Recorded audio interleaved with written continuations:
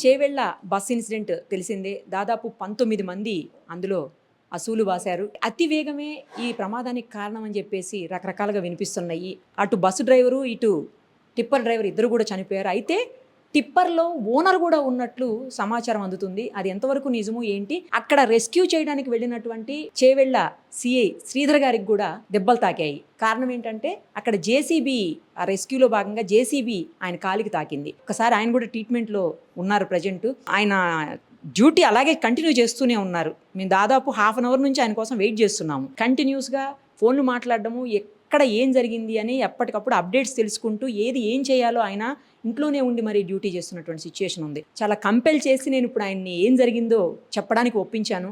ఒకసారి ఆయన మాటల్లో విందాం. సార్, అసలు ఏం జరిగింది? మీకు ఎప్పుడు ఇన్ఫర్మేషన్ వచ్చింది? అసలు ఏం జరిగింది? ఆ బస్సు ఎక్కడి నుంచి ఎక్కడికి పోతుంది? అలాగే టిప్పర్ ఎక్కడి నుంచి ఎక్కడికి పోతుంది? Madam, bus Tandur bus madam. అది వికారాబాద్ వైపు నుంచి చేవెళ్ళ వైపు వస్తూ ఉంది. టిప్పరు కంకర లోడుతో చేవెళ్ళ టు వికారాబాద్ సైడ్ వెళ్తూ ఉంది. ఇది 6:30 ఆ ప్రాంతం, 6:40 ఆ ప్రాంతంలో మాకు సమాచారం అందింది ఇట్లా యాక్సిడెంట్ జరిగిందని. ఇమీడియట్గా మేము అక్కడికి వెళ్ళాము. నేను మా ఏసీపీ గారు. బై ద టైం అక్కడ జనాలందరూ ఉండి వాళ్ళు సాయం చేస్తూ ఉన్నారు. అక్కడ లోపల ఉన్న ఇంజ్యూర్డ్ని బయటికి తీసే సాయం చేస్తూ ఉన్నారు. కాకపోతే కంకర మొత్తం లోపల నిండడం వల్ల అసలు ప్యాసింజర్లు కనిపించలేదు.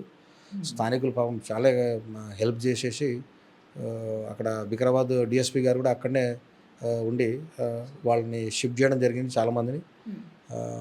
అందరు లోపల చాలామంది 4-5 ఇరుక్కున్నారు. ఆ ఇరుక్కునే క్రమంలో జేసీబీ వచ్చి లోపలికి కంకర తీసే క్రమంలో అక్కడ కంకర వీళ్ళపైన పడుతుందనే ఉద్దేశంతో వాళ్ళకి అందరినీ పక్కకు జరుపుతూ ఉంటే ఆ జేసీబీ అనేది వెనక్కి రావడం వల్ల ఆ జేసీబీ ప్లేట్ అనేది నాకు కాలుకు తగలడం వల్ల చిన్న గాయమైంది. 16 కుట్లు బండి హాస్పిటల్లో చెప్పారు ఇప్పుడు మాకు. అవునా? Yes madam. ఇది 16 కుట్లు బండియా? Yes madam. 2 వీక్స్ వరకు కదలొద్దు. 10 డేస్. ఇట్లా సార్, ఇప్పుడు దాంట్లో టిప్పర్లో ఓనర్ కూడా ఉన్నారని అంటున్నారు మేడం. మా ఆఫీసర్లు అందరికీ అనుకుంటారు. మేము కూడా ఎంక్వైరీ చేస్తాను. లచ్చిరామ్ అని చెప్పి ఓనర్, ఆయన కూడా దెబ్బలు తగిలినాయి అని అంటున్నారు. అది మా అధికారులు అందరికీ అనుకుంటున్నారు. ఇంకా ఇన్ఫర్మేషన్ వచ్చేది మేడం. టిప్పర్ డ్రైవర్ ఇప్పుడు యాజ్ ఆఫ్ నౌ చనిపోయినారు. స్పాట్. ఇప్పుడు హాస్పిటల్లో ట్రీట్మెంట్ తీసుకున్న ఎక్కడెక్కడ ఉన్నారు సార్? ఇప్పుడు లలిత హాస్పిటల్లో ఒక ఇంజూర్డ్ మేడం, ఒక ఆయన నిమ్స్కి ఒక లేడీ వెళ్ళింది మేడం. తర్వాత ఒక 14 మెంబర్స్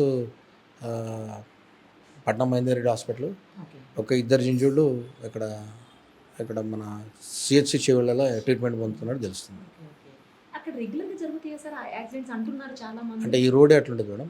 నేషనల్ హైవే 163 మలుపులు అవి ఉన్నాయి. అది కూడా అది యాక్సిడెంట్ స్పాట్. అది ఫుల్గా ఎంక్వైరీ అయ్యేసరికి ఎప్పుడు తెలుసు అంటే ప్రధాన కారణం ఏంటనేది అది కొద్దిగా వెరిఫై చేస్తూ ఉన్నారు. It will take a little bit of time.